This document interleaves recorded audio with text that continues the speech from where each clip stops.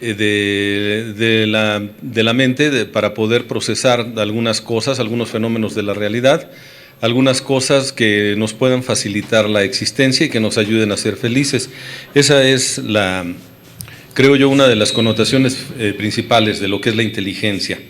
Y vamos a agregar aquí lo que son emociones, porque tradicionalmente la inteligencia se ha medido por el IQ, que son las siglas en inglés del coeficiente intelectual. Recordarán ustedes, quienes tienen cierta edad, que había un programa hace muchos años que salía en la televisión que se llamaba el Doctor IQ. Precisamente IQ en inglés quiere decir coeficiente intelectual. Algunas personas dicen que se puede medir la inteligencia, pero no es cierto. La verdad es que se pueden medir algunos rasgos, pero la inteligencia como tal no.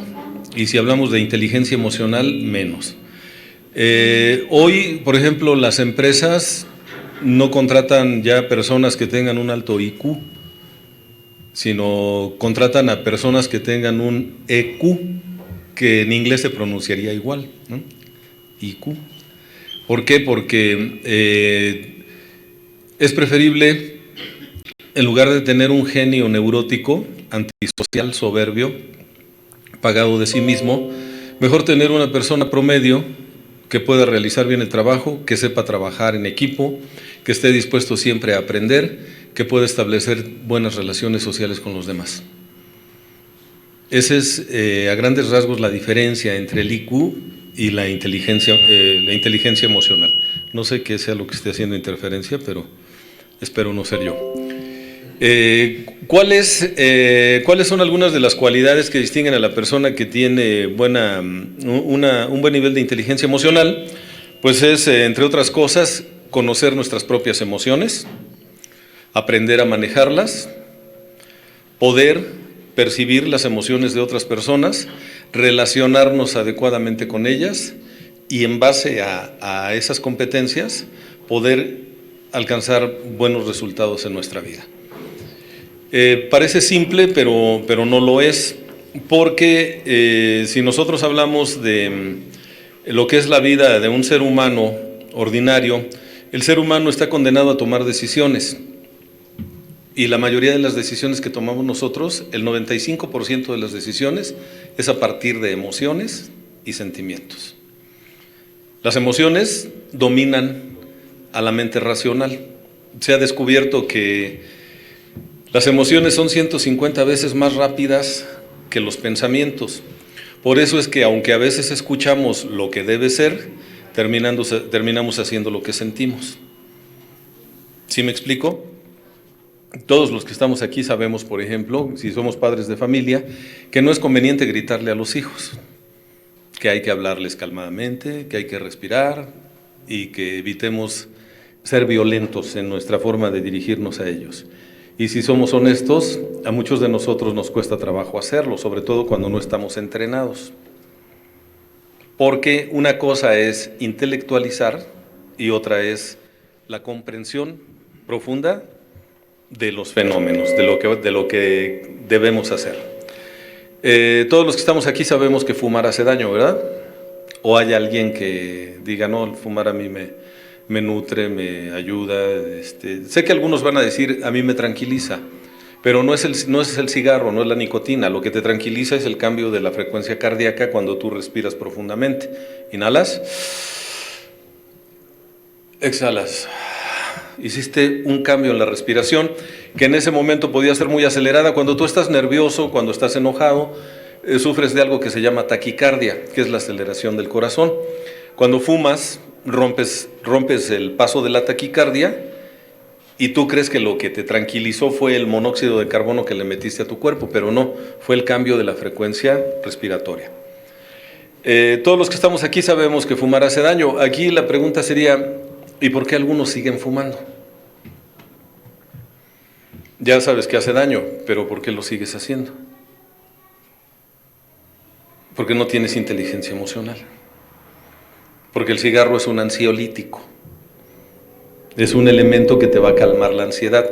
Todo lo que en nuestra vida nos provoca falta de armonía interna se traduce en última instancia en ansiedad, y toda ansiedad reclama un ansiolítico. Entonces, no importa que yo intelectualice que el fumar hace daño, si no pongo en orden algunas situaciones y si no educo a mis emociones, sobre todo a mis respuestas emocionales, entonces sigo cayendo en lo que yo decía que debía evitar. Hay un verdadero problema aquí, porque las emociones básicas que nosotros tenemos son las que demandan para la gran mayoría de las personas una respuesta inmediata. ¿Y cuáles son esas emociones? Son miedo y enojo. Los seres humanos nacemos con esas dos emociones, miedo y enojo. Y esas emociones tienen valor de supervivencia, o sea, nos ayudan a sobrevivir. Y si yo no las manejo adecuadamente, me van a meter en muchos problemas. Cuando el ser humano captura el mundo a través de sus sentidos, nuestra percepción se da a través de los sentidos, a través de los 5 sentidos que dicen que tenemos. Algunos dicen que tenemos 5 sentidos, la psicología humanista dice no, tenemos 6 sentidos. Hay un sexto sentido que es la intuición. Pero como no se puede ver ni tocar, no es obvio, no es burdo como los otros sentidos, entonces algunos dicen que la intuición no existe, pero realmente la intuición existe porque a lo que nos ayuda a captar es la vibración. Vivimos en un universo en donde todo está en movimiento y de acuerdo a la vibración de las partículas atómicas de cada una de las cosas es la vibración que emite y la vibración que captamos otras personas. Me explico. Dentro de nuestro cerebro hay una serie de glándulas y hay una glándula muy grande que se llama así, la glándula cerebral, así se le conoce. Esa glándula es la que recibe los estímulos que nosotros percibimos a través de los sentidos.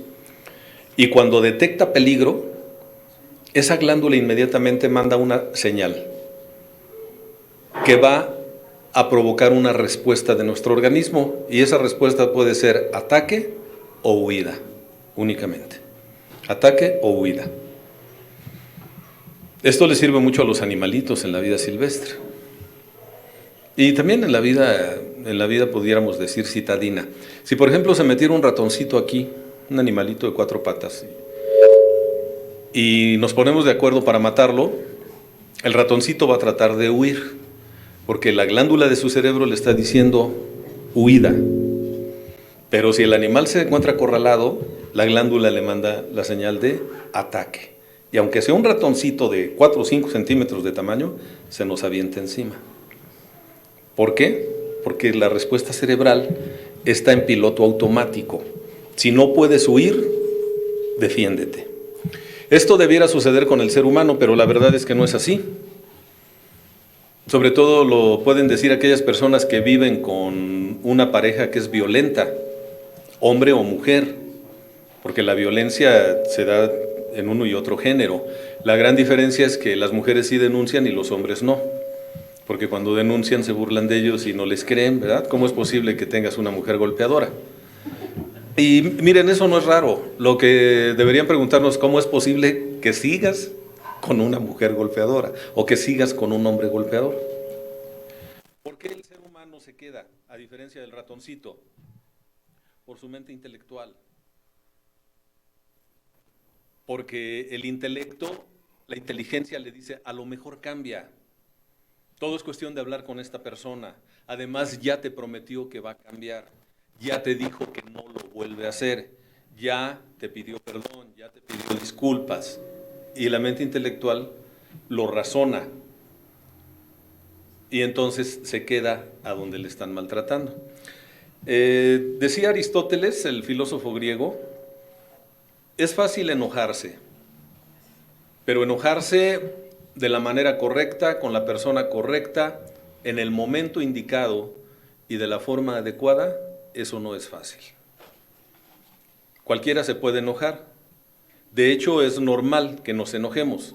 Y esto lo comento porque ha habido una distorsión, más que nada por ignorancia en los grupos de cuarto y quinto paso, que le han dado a las escrituras, o sea, a los inventarios, le han dado un carácter así como de piedra filosofal, ¿no? Que es capaz de transformar el fierro más burdo en oro puro.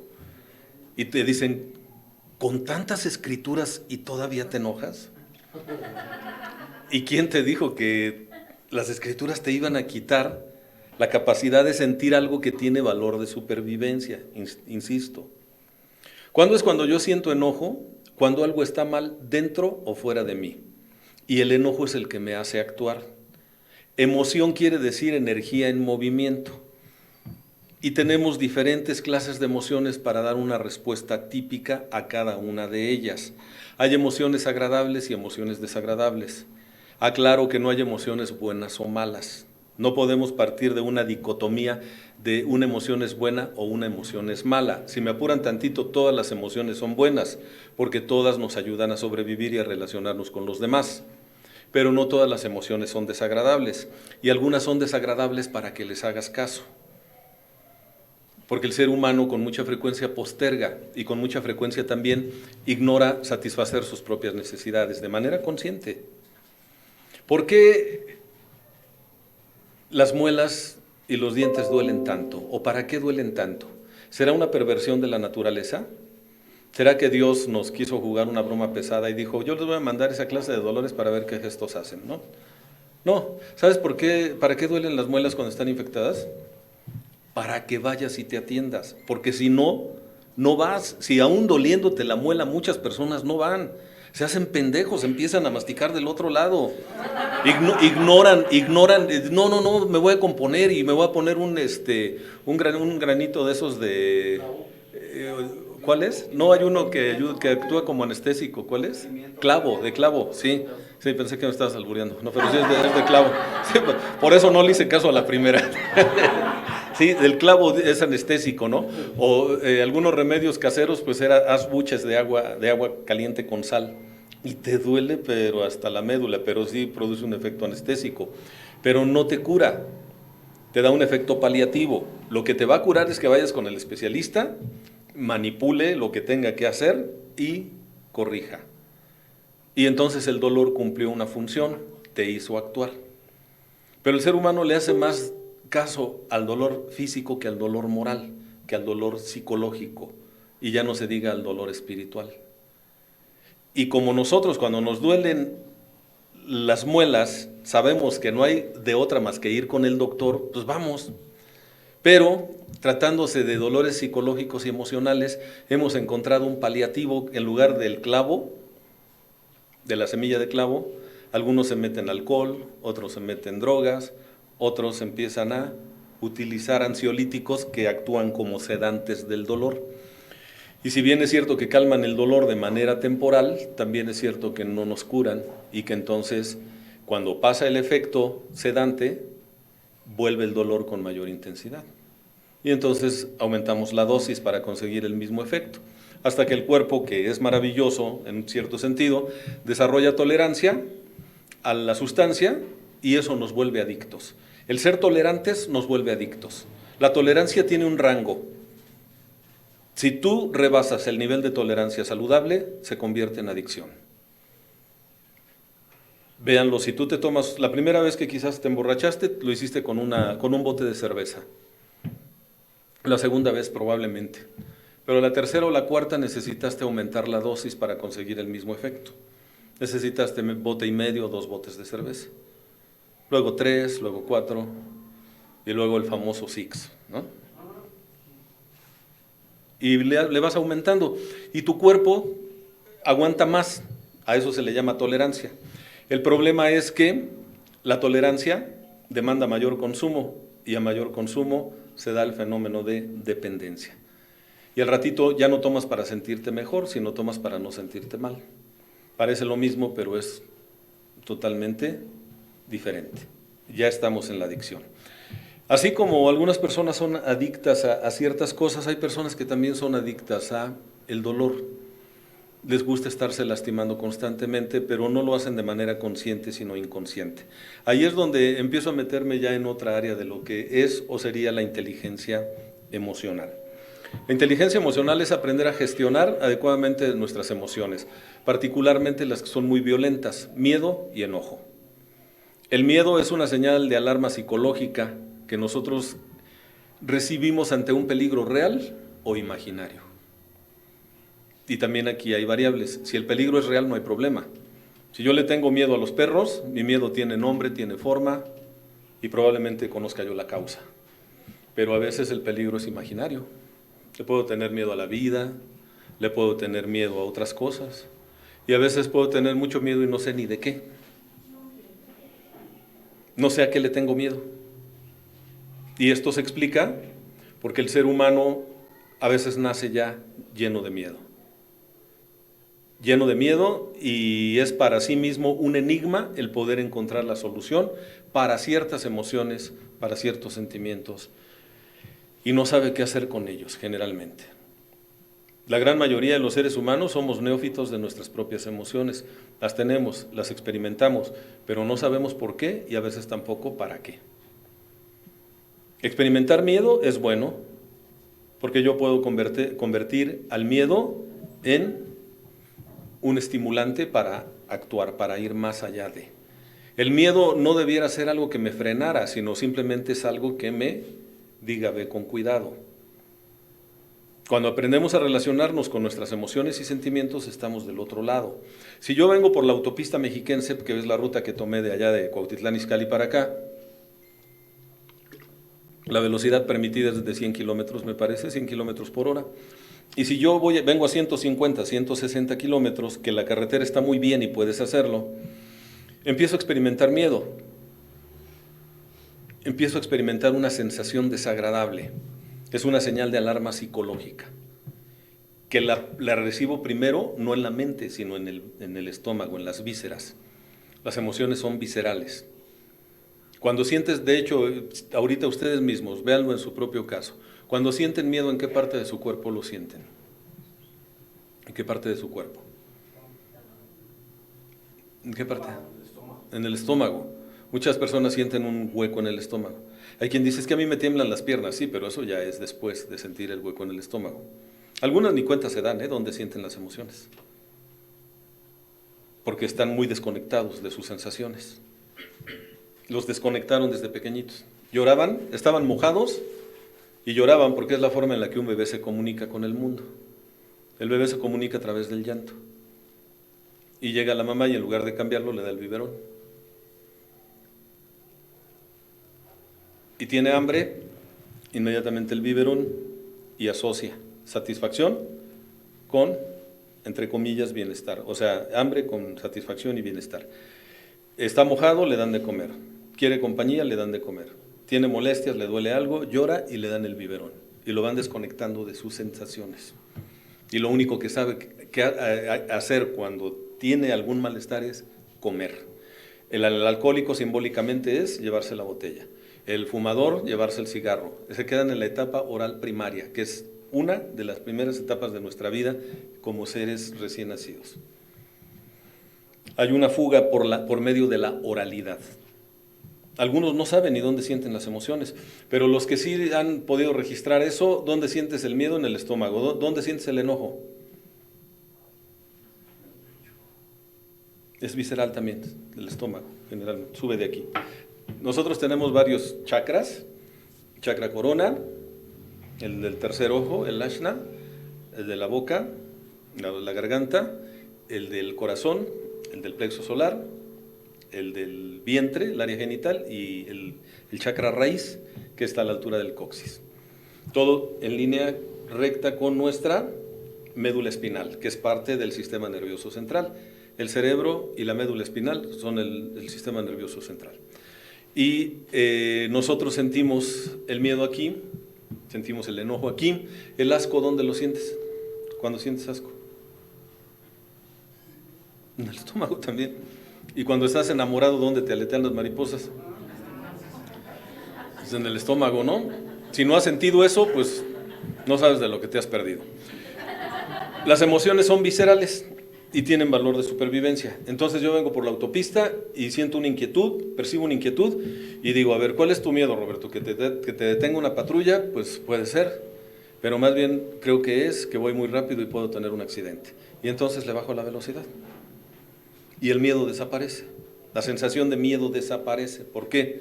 Porque recibí la señal que me está enviando mi emoción, respondo a ella y la misión cumplió su misión y se va. Pero si yo ignoro a mi emoción, la emoción está ahí. Las emociones ahí se quedan. Y a veces sepultamos a las emociones, y cuando sepultamos a las emociones, las sepultamos vivas. Por lo tanto, pueden aparecer en el momento menos indicado y de la manera menos conveniente.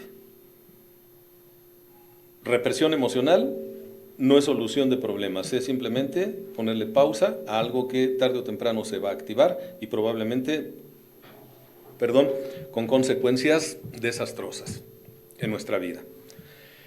Si yo tengo miedo, entonces puedo actuar a través del miedo y a pesar del miedo. Si los miedos te paralizan, cuidado, porque entonces la emoción no está cumpliendo ya su cometido. Ya hay una asociación psicológica muy fuerte a una emoción también sumamente fuerte, que es el miedo.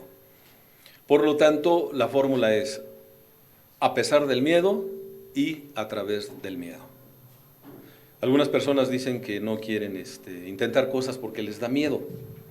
Y el miedo solo les está diciendo, ten cuidado. Pero es que me da miedo fracasar. Y precisamente por eso vas a fracasar. Porque la única forma de fracaso en la vida es cuando no intentas las cosas. Si tú lo intentas, probablemente fracases, entre comillas, no consigas tu objetivo, pero a lo mejor sí. Si no haces nada, seguro que vas a fracasar. Porque no te vas a quedar como estás, sino te vas a quedar peor. Entonces, la fórmula es a pesar del miedo y a través del miedo. Me enojo. El enojo tiene un mensaje para mí. Me indica que algo está mal dentro o fuera de mi persona. Y que necesito trabajar con algo que se llama límites. Cuando yo trabajo con personas en terapia, llegan y se quejan amargamente de su pareja, de sus hijos, de sus padres, de sus socios, de los jefes, ahora de Peña Nieto, ¿no? Porque ya ven que es la muleta preferida de los mediocres, ¿no? No, pues es que con este pinche presidente, pues cómo nos ha ido. Los conozco y su vida estaba hecha una porquería desde antes de que Peña Nieto fuera siquiera gobernador del Estado de México. Y al ratito va a ser el peje. Espérense que haya un cambio de facto de gobierno y va a ser el villano favorito de los mediocres. Porque los mediocres tienen algo en común. Tienen perfectamente identificado al causante o a la causante de su fracaso. Ellos son pobres víctimas. Bueno, el enojo a mí me dice que algo está mal. Por lo tanto, los gritos, la furia, las quejas y las lamentaciones son indicadores de que debo poner límites a otras personas o a mí mismo. Cuando yo me decido a dejar el alcohol, estaba hasta la madre de esa mierda de vida que yo llevaba. El enojo fue lo que me hizo cambiar. Y entonces el enojo no es para que te neurotices, el enojo es para que lo conviertas en reto. Transformas al miedo en un incentivo y transformas al enojo en reto. ¿Y cuál es el reto? No voy a permitir a partir de hoy que tal persona, tales personas o tales situaciones me sigan afectando. Pongo límites. No me voy a permitir seguirme haciendo esto. Oía una canción ayer, traigo ahí en mi carro me regalaron unas carpetas de este cantautor guatemalteco, Ricardo Arjona, que tiene unas canciones muy mamonas, pero tiene otras bonitas, ¿no? A mí, sí, porque quiere tanto hablar en metáforas que a veces de veras se azota, ¿no? En el piso. Pero oía una canción que me llamó la atención, nada más un segmento, que dice, a ti que te faltó el valor de luchar por ti. Y me agarró con la defensa baja. Y dije, Roberto, ¿cuántas veces te ha pasado esto en la vida? Y como esto es de compartir, yo les pregunto a ustedes, ahorita que se terminen de sentar los compañeros que llegaron, porque se me distrajeron en lo mero bueno del comentario. A ti que te faltó el valor de luchar por ti. ¿Cuántas veces te ha sucedido eso a ti? ¿De veras has luchado por ti, por tus ideales, por tu bienestar? ¿O cuántas veces dejaste de luchar por ti para conseguir la aprobación de terceras personas, para que otros te quisieran, para que otros te dieran pertenencia, para que no te rechazaran, lo que es peor, para que te aceptaran? ¿Cuántas veces? ¿Y sabes por qué fue eso? Por falta de inteligencia emocional. Porque las emociones están a tu servicio, pero si no hay una buena autoestima, empiezas a pervertirlas y empiezas a malutilizarlas. Y lo que es peor, empiezas a utilizarlas como moneda de cambio. Porque cuando yo me encuentro con una persona que dice que es muy enojona, ¿sí? Y sí, hay personas que se encolerizan fácilmente, de acuerdo a su temperamento. Nuestra genética nos hereda un temperamento. Hay muchas teorías de los temperamentos, a mí me gusta la de Hipócrates, que es la de los humores del cuerpo humano, y dice que hay 4 temperamentos básicos: colérico, ya se imaginarán, de todo se prenden, sanguíneo, muy sociable, bromista, conciliador, melancólico, muy introvertido pero muy sociable y sobre todo muy objetivo en muchos aspectos, el flemático. Demasiado aislado, demasiado tranquilo, pero demasiado meticuloso, demasiado riguroso, muy exacto en las cosas que hace. Todos los temperamentos tienen sus cualidades y también tienen sus áreas en las que hay que cuidarse mucho. Bueno, todo el mundo pudiera pensar que el colérico es aquella persona que se la pasa enojado todo el tiempo. No. Todos los temperamentos tienen la capacidad de enojarse, pero depende de la persona el uso que haga del enojo. O sea, dicho de otra manera, el problema no es que te enojes, sino qué haces cuando te enojas, o qué es lo que dejas de hacer cuando te enojas. Por ejemplo, estás en proceso de divorcio con tu pareja y te enojas y te haces pendejo y ya no das la pensión alimenticia, ¿verdad? Porque la otra te hizo enojar, ¿sí? Perdón. Me enojo para controlar. Y las personas dicen, es que solo cuando me enojo me hacen caso. Ya están pervirtiendo una emoción básica de supervivencia. Ahora me voy a enojar para estarte chingando la vida, para estarte controlando, para estarte diciendo lo que tienes que hacer o lo que no tienes que hacer. O me enojo para no cumplir con mis obligaciones, ¿verdad?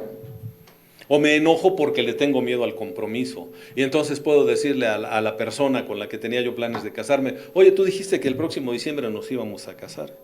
¿Sabes qué? No me gusta que me presionen, ¿eh? Y así ya no, y aquí termina la relación. No, me hizo enojar. Tú ni enojado estás. No estás enojado, eres cobarde y eres una persona además que se compromete a lo pendejo. Porque cuando estás eufórico prometes. Mira, cuando estés enojado no tomes decisiones importantes en tu vida. Cuando estés eufórico no hagas promesas, porque prometes a lo pendejo. Y cuando ya pasó la emoción dices, ching, ¿para qué me comprometí? ¿Para qué dije yo? ¿No se han dado cuenta que eso sucede en los aniversarios? No, compañeros, vamos a hacer un buen aniversario. No, yo sí traigo esto, yo coopero con lo otro, aquello. Y después cuando te leen la minuta dices, ay, ¿a poco yo dije que iba a traer 150 refrescos? Mejor me hago el enojado, ¿no? Y no voy al grupo. Y me aparezco unos 15 días después. Eso llega a suceder en los grupos de por allá, no sé aquí en esa.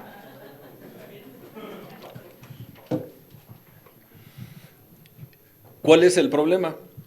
Dice Bill W. El enojo, ese raro lujo entre las personas normales, está vetado para nosotros, para los enfermos emocionales. Porque el enojo es un arma muy agresiva cuando escala. El enojo empieza a darse en una economía de escala y se convierte en ira. Y la ira, por definición, es agresiva. Y la ira puede ser verbal, puede ser física, puede ser sexual, puede ser económica, la violencia puede ser espiritual. Y cuando estás en un estado de ira, dices cosas muy injuriosas que pueden generar resentimientos que duren desde unas cuantas horas hasta toda la vida. De hecho, pregúntate cuántos problemas en tu vida iniciaron en un momento de ira, que no supiste, controlar el enojo. No es que no te enojes, eso sería estúpido, sería absurdo. Nada más que, ¿qué haces cuando te enojas? ¿Tienes un buen control sobre tus emociones? ¿Tienes buena administración de tus emociones? Si no es así, no tienes inteligencia emocional, pero esto no quiere decir que no la puedas desarrollar. A diferencia de muchas cosas que no podemos cambiar en nuestra vida, como es el temperamento no se puede cambiar, El carácter sí se puede moldear. No es lo mismo temperamento que carácter. El temperamento es innato, el carácter es adquirido. Y el carácter es el instrumento psicológico que me confiere la habilidad de mantenerme en un compromiso que yo he realizado, aun y cuando la emoción y el sentimiento hayan pasado. Todo eso es carácter. El instrumento psicológico que me confiere la habilidad de sostenerme en un compromiso que yo hice conmigo mismo, con los demás, aun y cuando la emoción y el sentimiento hayan pasado. No es que la persona inteligentemente emocional no sienta, lo que pasa es que no siente neuróticamente y por lo tanto no tiene arrebatos. Y si empieza a tener uno, se detiene y dice: en este momento no negocio, no digo nada, no estoy en condiciones de dialogar o de acordar alguna situación. Y eso es lo que nos hace humanos, porque es un profundo sentido de empatía. Ahora, tenemos que practicar. Nosotros hablamos aquí de tolerancia, ¿verdad? El código en los grupos de cuarto y quinto paso es amor, comprensión, tolerancia y respeto. Y hay que tener cuidado con lo que pedimos. Pero si eres tolerante, necesitas desarrollar tolerancia para contigo mismo. Estoy empezando a educar mis emociones. ¿Qué necesito hacer? ¿Recuerdan lo que les dije al principio? Conocer mis emociones. Esto no es posible sin un análisis de la personalidad.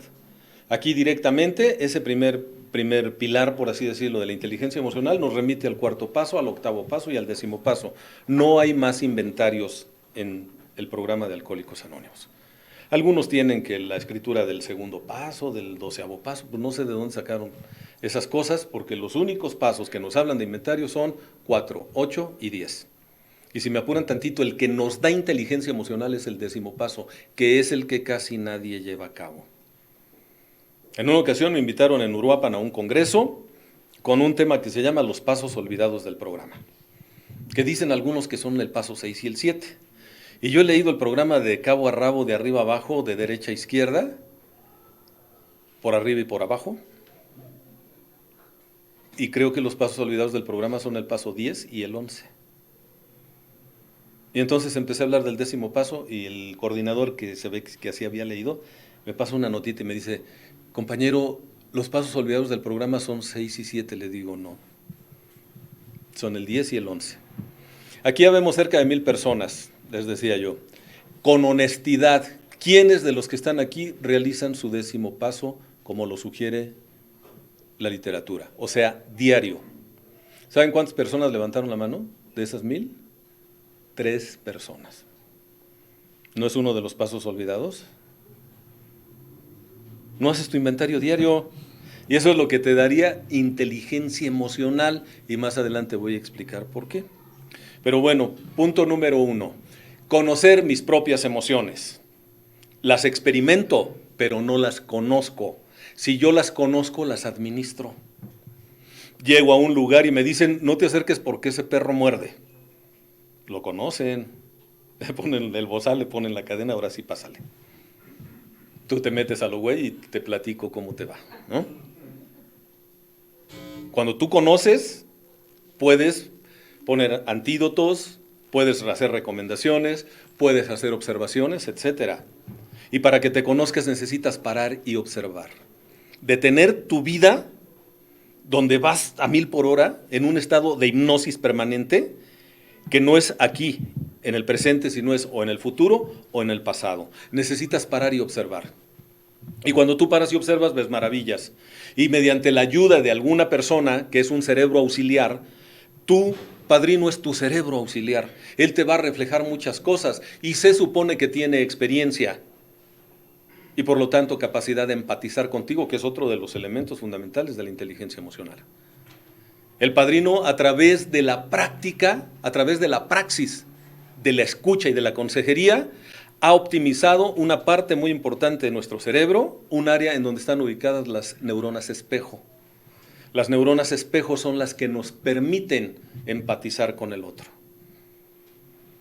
Y no importa el género de la persona, porque hay grupos que dicen, los padrinos solo apadrinan hombres y las madrinas solo madrinas. Nos regresamos a la Edad Media, ¿no?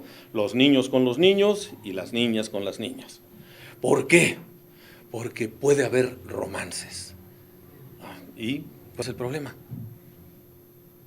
Digo, no es conveniente que haya romances, ¿sí? Pero ¿cuál es el problema si estamos en un trabajo serio y espiritual? Ahora, si tú desconfías de tus padrinos o de tus madrinas, quiere decir que no los has preparado bien. Porque para que alguien apadrine, necesita ya tener un cierto proceso a nivel personal. Para respetar precisamente ese espacio que es tan único, tan poderoso y tan determinante en la vida de una familia, no nada más de la persona que está escribiendo. ¿Sí? Pero ya ese padrino ya desarrolló la empatía. Si yo apadrino aquí a mi madrina, pues dice, es que ¿cómo la va a poder amadrinar si ella es mujer y él es hombre? Sí, pero ella es un ser humano, yo también. Ella quiere ser feliz, al igual que yo. Ella está en el mismo modelo de tratamiento, que es el programa de los 12 pasos, y yo también. ¿Cuál es el problema? No necesitamos ser idénticos, simplemente ser semejantes y tener un buen nivel de empatía. Y para que yo pueda trabajar con las emociones de ella, necesito haber trabajado las mías. Por eso muchos padrinos se espantan de las emociones de sus ahijados. ¡Ay, se puso re mal y todo! ¿Te da miedo el enojo de tu ahijado? Quiere decir que no has trabajado el tuyo, ¿eh? ¿Te da miedo el rechazo del otro? No has trabajado tu autoestima. Por eso digo que va íntimamente ligado el aspecto de la inteligencia emocional con la autoestima. Porque la autoestima es una creencia, de entrada es una creencia, y nosotros nos movemos en base a creencias. De manera económica, autoestima es la opinión que yo tengo acerca de mi persona, de manera económica, así rapidita. Ya una definición más amplia de autoestima, autoestima es saber que soy una persona buena, importante y valiosa, que tengo derecho a existir, a ser feliz, a disfrutar las cosas bellas de la vida y que me siento capaz de enfrentar con éxito los desafíos y los retos que la vida me presente. Esa es autoestima. Si no hay inteligencia emocional, dime cómo. La autoestima y la inteligencia emocional son parte de lo mismo, se retroalimentan, se complementan entre sí.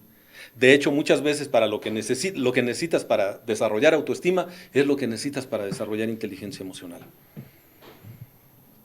A mayor autoestima, más inteligencia emocional. A más inteligencia emocional, mayor autoestima, porque sabes gestionar tus emociones, tus sentimientos. Por lo tanto, sabes solucionar tus conflictos, sabes cuándo guardar silencio, sabes cuándo evitar la discusión, porque un buen guerrero sabe que a veces la mejor estrategia es la retirada. Y huye mientras tengas tiempo, porque después a lo mejor ya no. Te van a decir, ¿qué crees, amores? Que estamos embarazados. Chinguidas. Órale, yo no quería eso. Pues no te fuiste mientras hubo tiempo. Pero ahora, ¿qué crees? Un ejemplo, es un ejemplo nada más. ¿Sí? Conocerme. Además de conocerme, aprender a manejar mis emociones y mis sentimientos. Y para eso necesito un proceso reeducativo, porque para que yo pueda controlar mi miedo y mi enojo, sobre todo mi enojo, para que yo pueda controlar mi enojo necesito haber desarrollado tolerancia a la frustración. ¿Cuándo es cuando el ser humano se enoja? No se quiebra en la cabeza cuando las cosas no salen como él quiere. Punto. Sin razón o sin razón. ¿O a poco cuando todo te sale bien andas enojado? No, feliz. Y hasta le dices a la gente, sonríe, échale ganas, la vida es a toda madre. ¿Por qué traes esa cara? ¿No? Porque también eso es parte de la inteligencia emocional. Gestionas tus propias emociones y sabes qué hacer. Sabes separar. Esto es maravilloso. Puedes ponerle pausa al enojo para que no entinte el resto de actividades o de relaciones. En una ocasión llegué ahí en Lomas de Plateros, con una amiga mía, que íbamos a ver un asunto relacionado con el trabajo, Y cuando llegué, me iba yo acercando a la casa, son departamentos, edificios, departamentos, y oí unos gritos así, primigenios, ¿no? Como de primeriza pariendo, más o menos, no sé, unos gritos, pero se oían a todo lo que daba. Y dije, ¿a poco es ella? Porque además era una señora así bajita, menudita, ¿no? Dije, ay, cabrón, poco tanta capacidad tiene sus pulmones, ¿no? Porque la oía que gritaba con todo. Y entonces, antes de reflexionar si era conveniente tocar o no, ya había yo tocado. Y luego me arrepentí, dije, no, mejor me voy y luego regreso. Y se abre la puerta, me ve y me dice, hola. Dice, pásale, por favor. Le digo, si quieres regreso después. Dice, no, pásale, estoy enojada con él, no contigo. Se refería a su hijo. Esa es inteligencia emocional. Estoy enojada con él, no contigo. Dame 5 minutos y ahorita hablamos de nuestro asunto. Pero en ningún momento dijo, no, no es nada. No, así nos hablamos, ¿verdad tú que así nos llevamos? No, yo soy una persona bien dulce, soy una persona muy buena onda. No, digo, sí, estoy enojada, pero no es contigo. Dame una pausa y ahorita platicamos. Eso es gestionar bien tus emociones y tus sentimientos. Poniendo como ejemplo el enojo. Tengo mucho miedo. Adelante, enfréntalo. A veces lo que necesitas es que alguien te diga, enfréntalo. Yo también sentí ese miedo, al igual que tú. La primera vez que yo iba a dar terapia de manera formal, porque ya de manera informal ya había dado consejería como padrino de agrupaciones, estábamos en una clase que se llama supervisión, y la supervisión se da en un consultorio muy, muy particular. El consultorio se le llama Cámara de Gesell, que fue quien diseñó ese tipo de espacio. Y es un consultorio en toda la línea, pero tiene micrófonos de alta sensibilidad. Y tiene un gran espejo que no se ve de afuera hacia adentro, pero de adentro hacia afuera se ve como espejo. Y ahí hay gradas o butacas y ahí están tus maestros y están tus compañeros, quienes te van a dar retroalimentación de buena voluntad. En los grupos se dice te van a dar la ayuda, ¿sí? Cuando tú termines tu participación te van a decir, y esto, primero te van a preguntar, ¿y para qué esto? ¿Y esto por qué? ¿Y lo otro, aquello? Como algunas veces le preguntamos a alguien en la hacienda, ¿verdad? ¿Para qué bañas con incienso al ahijado? Pues no más. Ah, mira. Todo debe tener una intencionalidad. ¿Para qué vas a hacer esto? ¿Para qué vas a hacer este ejercicio? ¿Para qué vas a hacer esta dinámica? ¿Qué pretendes con eso? Tú no puedes estar apretando los botones nada más a lo pendejo. Bueno, sí puedes, pero no es correcto, porque a lo mejor echas a perder tu propio trabajo. Entonces, me pregunta mi maestro, me dice, ¿cómo te sientes, Roberto? Le digo, muy nervioso, tengo miedo. Dice, ¿por qué? Le digo, porque nunca he dado terapia de manera formal. Y me dice, sí, pero tu paciente no lo sabe. Así que entra con confianza. Que no se dé cuenta de tu miedo. Enfrenta el miedo. Yo también sentí miedo la primera vez. Y el miedo, recuerda que simplemente es una señal de alarma psicológica. Vuélvete amigo de tu miedo. ¿Qué mensaje tienes para mí? Ve con cuidado. Gracias. Y ya no lo andes cargando. Es que me da miedo sufrir. Pues entonces gestiona tus emociones. Si es sufrir, porque no es lo mismo sentir dolor que sufrimiento. El dolor es salir lastimado y eso es inevitable. El dolor es inevitable. Lo que sí podemos evitar es el sufrimiento. O sea, sentir dolor muchas veces por lo mismo. Quienes viven relaciones destructivas saben de qué les estoy hablando. Es más, si tu relación te duele, aunque tú no sepas que es destructiva, puede que sí, porque el amor no tiene por qué doler. ¿O sí? Pero ¿cuáles son las creencias, verdad? El amor es sacrificio, el amor es sufrimiento, no. El amor es compromiso, y en el compromiso hay sacrificio, ¿no? Por eso es compromiso. Uno crece en la medida que se compromete, y dice, voy a cumplir con esto, aunque no me guste, aunque esté muy apretado económicamente, aunque tenga poco tiempo, aunque esté agotado, no sé, lo que sea. Pero el sufrimiento, perdón, eso es masoquismo, eso no es amor. Ahora, si eres masoquista, bueno, pues está bien, declárate como tal y no te quejes, disfruta que te lastiman, disfruta tu relación destructiva, que te voy a decir más adelantito por qué escoges relaciones destructivas en tu vida. Y eso no lo vas a ver con escrituras, y eso no lo vas a sanar con escrituras, perdón. Hay gente que a mí me dice, Roberto, he hecho todas las escrituras habidas y por haber, Ya ven que hay gente que tiene más escrituras que un notario público, ¿no?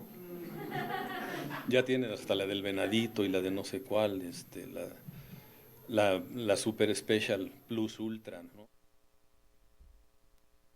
El Guerrero. Allá en Dolores Hidalgo me preguntaban si había hecho la del Guerrero, la escritura del Guerrero. Le digo, no, ¿y cuál es esa?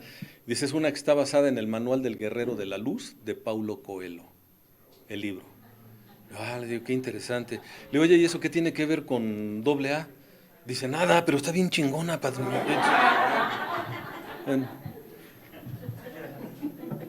Esas son las distorsiones que le hacen daño al movimiento, pero pues tampoco soy quien yo para corregirlos, y menos si no me preguntan. Pero muchas personas me dicen que han intentado de todo y siguen sintiendo que algo les falta. Y sí, porque su problema está en la vida intrauterina, desde antes de nacer.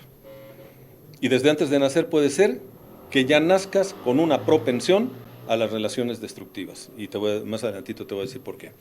¿Qué sucede cuando entonces yo aprendo a gestionar mis emociones y mis sentimientos? Los puedo administrar y puedo ser mucho más emocionalmente inteligente. Ya no solo siento, sino controlo lo que siento porque sé por qué lo siento. Y algo muy importante, sé para qué lo siento. Alguien dice, ya me estoy encabronando y no me quiero enojar. No, no, no, síguele, síguele, síguele. O sea, no empieces a aventar golpes, ni palos de ciego, pero deja que llegue el enojo, abrázalo, abraza tu enojo. Es que siento una tristeza y no quiero deprimirme. ¿Quién te dijo que entristecerse es deprimirse? Tristeza es melancolía, que va acompañada muchas veces de llanto, y el llanto es purificador. La depresión es otra cosa. Que sí es abatimiento, que es hundimiento emocional, sí, pero no es lo mismo. No es lo mismo. La depresión emite sonidos así como cuando se destapa un tapón de sidra, más o menos así como el que acabamos de escuchar. Si es que ahí en la producción están metiendo ruidos ambientales a los comentarios que yo hago. ¿Eh? ¿Cuál es entonces el problema? Que no sabemos qué hacer con nuestras emociones. Las experimentamos, las sentimos, y algunos sí somos víctimas de nuestras emociones, algunos somos reos de nuestras emociones. Otro de los elementos, desarrollar empatía. Comprender lo que sienten. ¿A través de qué?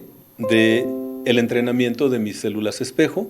La empatía va más allá de ponerte en los zapatos del otro, es ponerte en la sensibilidad del otro, que es diferente. Tratar de comprender a un nivel muy profundo lo que el otro está sintiendo, sin olvidarte que son sus sentimientos y no los tuyos, ¿eh? Porque alguien dice, no, no, no, a ver, ponte en mis zapatos. No, yo me puedo poner en tus zapatos, pero a mí no se me olvida que son tus zapatos y no los míos. Porque si no caemos en la codependencia. Si no caemos en la codependencia. Y a veces el mismo padrino, la misma madrina empiezan a utilizar un lenguaje codependiente. ¿Qué crees? Que recayó aquel, o sea, la pareja de la hijada. Y la madrina luego, no te preocupes, a ver cómo le hacemos. Ya se subió en el pinche camión. Ya hizo suyo el problema.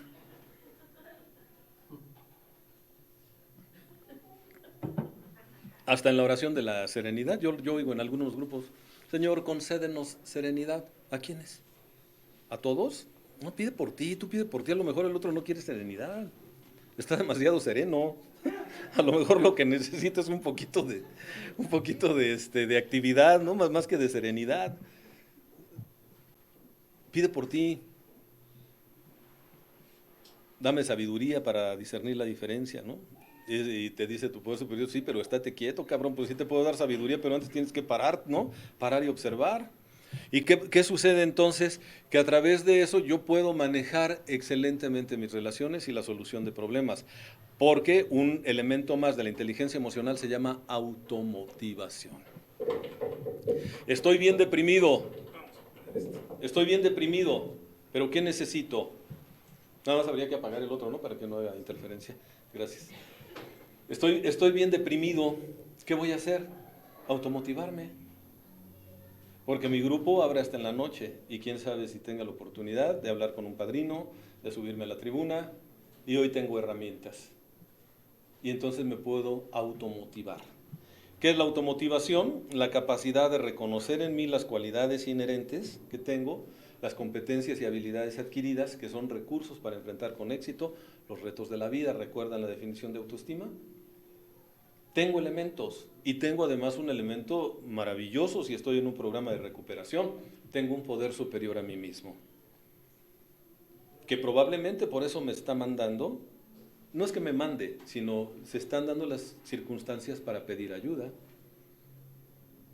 Yo solo no puedo salir de este problema, pido me ayudes o pongas los medios para que a tu modo y a tu tiempo se puedan solucionar las cosas. Automotivarme es felicitarme por las cosas que hago. Muchas personas se quejan de que no se reconoce el trabajo que ellas hacen. Y es que en mi casa nadie me valora, es que en el trabajo tampoco, es que en el grupo, es que nadie ve lo que yo hago. Pues felicítate tú, cuando hagas algo bien, felicítate tú. Cada que termines algo bien, felicítate. Y sea cual sea tu nombre, fulano de tal, te felicito por esto que estás haciendo bien. Te felicito si eres alcohólico porque hoy es un día más sin beber. Te felicito porque estás logrando esto, hablándote a ti en primera persona, en tercera persona, perdón. Ayuda. La automotivación es fundamental. ¿Y cómo te puedes automotivar? Viendo tu capacidad de logro, recapitulando algunas situaciones donde te has sentido maravillosamente bien por aquello que tú hiciste. Esto se maneja en programación neurolingüística. Recuerda una situación en la que te sentiste intensamente bien, inmensamente bien por haber logrado algo. Y recupera sensaciones, recupera esa escena con todas sus sensaciones, o sea, recupérala de manera sensorial. Recupera imágenes de ti teniendo ese logro. Escucha, recupera diálogos, palabras, felicitaciones que recibiste. Si es posible, aromas, si es posible, sensaciones táctiles. Esa es tu capacidad, esos son tus recursos internos. Y te das cuenta que puedes lograr grandes cosas. Y como eres una persona objetiva, pues sabrás que a veces no se puede, por más que tú lo intentes. Pero eres capaz de automotivarte. Tenemos estos elementos para poder empezar a desarrollar una adecuada inteligencia emocional. La persona inteligentemente emocional se vuelve amiga de sus emociones. No las rechaza, tampoco genera una compulsión por estar experimentando determinadas emociones. Dice Deepak Chopra que hay gente que nunca se va a recuperar porque es adicta a la catarsis. Quien es adicto a la catarsis va a generar estados neurofisiológicos que le lleven a experimentar placer por lo que es dolor y sufrimiento. Y es cuando la tribuna, en lugar de convertirse en la tablita mágica salvadora, se convierte en el espacio del placer deformado de la conmiseración. Hay gente que han pasado 10, 15, 20 años de la vida quejándose por lo mismo. Son aquellos que no permiten que cicatrice la herida, se meten el dedo en la llaga y se vuelven a lastimar. Son aquellos que son incapaces de hacer de su pasado pasado. Son aquellos que dicen que no pueden perdonar. Porque si perdonan, entonces ya no van a tener cómo lastimarse a través de la autoconmiseración. Es que no he podido perdonar a mis padres. Pues claro, porque ellos son tu pretexto favorito. Si los perdonas, ¿a quién le vas a echar luego la culpa de tu mediocridad? Si perdonas a la pareja que te falló, pues ¿cómo vas a dejar de lastimarte y de justificar todo lo que haces? Y soy una malvada porque tuve una persona que me lastimó. O no creo en ninguna mujer porque una me abandonó y me traicionó. En lugar de reconocer que fuiste pendejo para escoger. Y esa es tu responsabilidad. Cuando dejas de buscar culpables y te haces responsable, se acaba el conflicto. Y te das cuenta que no tienes nada que perdonarle a la otra persona. Porque además, si esa persona llegó a tu vida fue porque tú la escogiste. Y si te hizo sufrir tanto, como tú dices, fue solo porque tú se lo permitiste. Y porque tenías también tu ganancia secundaria. A lo mejor tú habías lastimado a alguien antes y te quedaste con la culpa y trajiste a alguien que te estuviera castigando. Hay gente que se consigue su castigador o su castigadora y se va a vivir con él o con ella. Y a eso le llaman matrimonio. Inconscientemente están buscando quienes los maltraten. ¿Y esto por qué? Antes decíamos que era cuestión genética, hoy sabemos que no, que las enfermedades son ambientales. Se decía, una persona que tiene cáncer va a heredar el cáncer a sus familiares, y no. Lo que hereda es una predisposición, pero no hereda en sí el cáncer. Lo que sucede es que si esa persona era muy depresiva o era una persona que se tragaba mucho los corajes, le va a modelar esa conducta a los niños, a las niñas, y van a actuar como vieron que lo hacían sus padres. Y por supuesto que a los 20, 30 años ya van a tener su cáncer, pero no fue hereditario desde un punto de vista genético, sino desde un punto de vista ambiental. Son las herencias transgeneracionales que se dan en el entorno de las familias disfuncionales. ¿Por qué? Porque el ser humano nace y no sabe que se puede mover.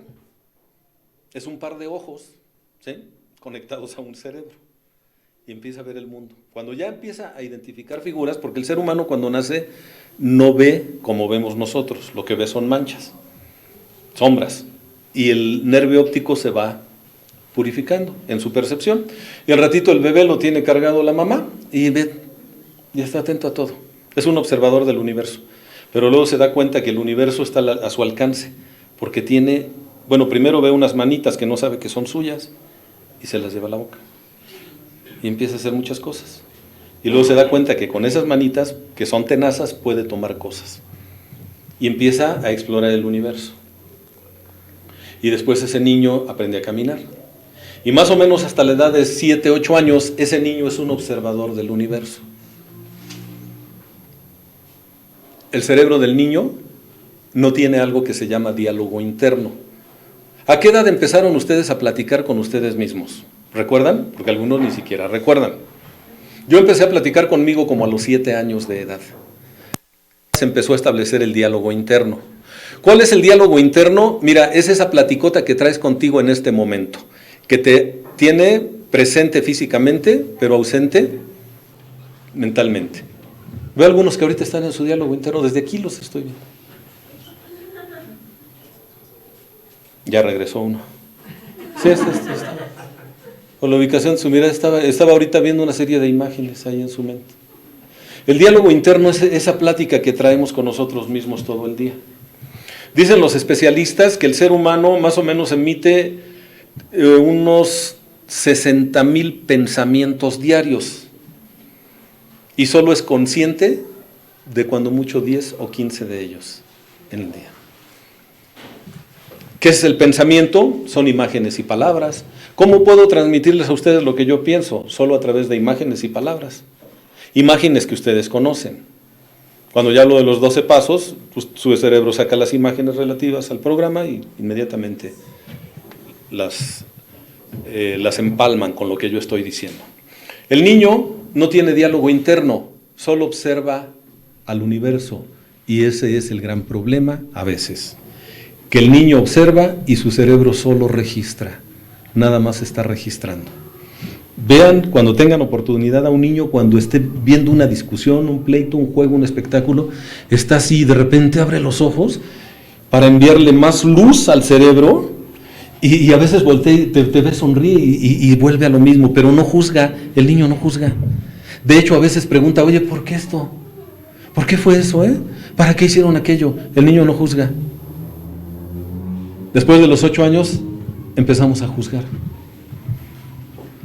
Y a todo lo que vemos le ponemos etiqueta. ¿Y saben esa etiqueta con qué tiene que ver? Con nuestros filtros sociales, socioculturales.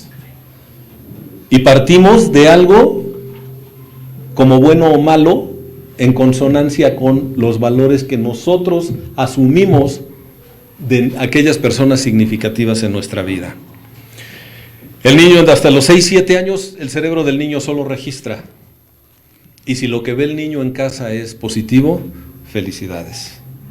Si lo que el niño ve en casa es negativo, mi más sentido pésame. Porque todas esas situaciones van asociadas a emociones y sentimientos. Y el ser humano actúa en base a emociones y sentimientos. Solo el 5% de las cosas que hacemos es consciente. El 95% es inconsciente. Estamos gobernados por el inconsciente, y el inconsciente para la mayoría de las personas es un total desconocido. Y a veces te sorprendes a ti mismo, a ti misma, diciendo, ¿por qué reaccioné así? ¿Por qué me puse así? ¿Por qué dije esto? ¿Por qué hice aquello? Si yo ya había quedado conmigo mismo, que no iba a volver a caer en esto. ¿Qué sucedió? Que tu pensamiento es más lento que tu sentimiento, 150 veces más lento. ¿Y por qué las emociones y sentimientos son más rápidos? Porque tienen valor de supervivencia.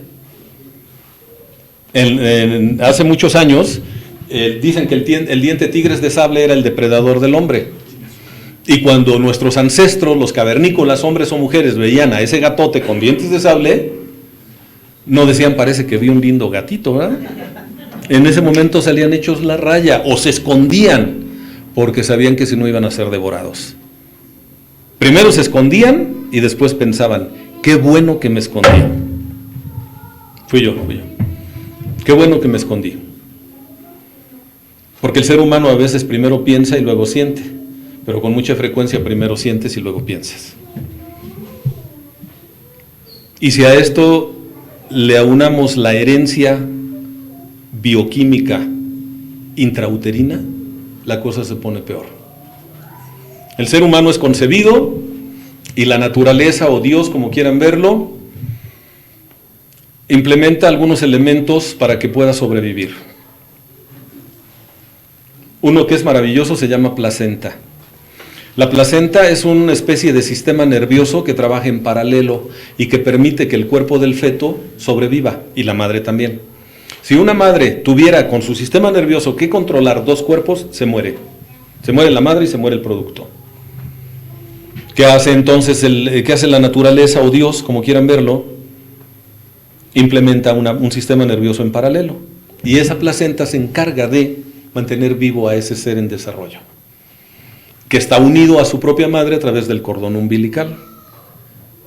A través del cordón umbilical, la madre le da los nutrientes que están en su sangre y permite que se vaya desarrollando ese pequeño ser.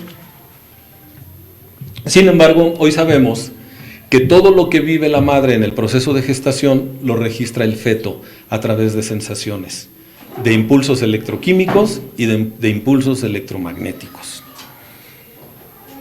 Hicieron un experimento poco ético, pero muy efectivo. En una universidad de los Estados Unidos empezaron a invitar a las madres mujeres que estaban próximas a ser madres, a realizar un ultrasonido para ver cómo estaba la ecografía, qué resultados daba la ecografía de ese bebé.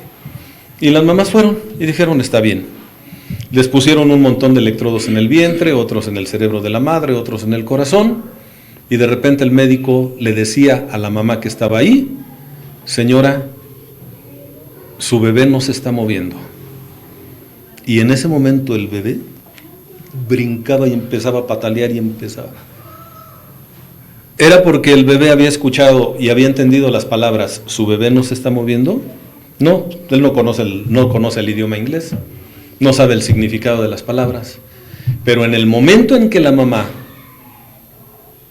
pensaba en la sola posibilidad de que su bebé estuviera muerto, la bioquímica de su cuerpo, las glándulas suprarrenales enviaban un trancazo de adrenalina que provocaba taquicardia en la madre, y esto lo registraba el sistema nervioso del bebé controlado por la placenta y reaccionaba igual que la propia madre.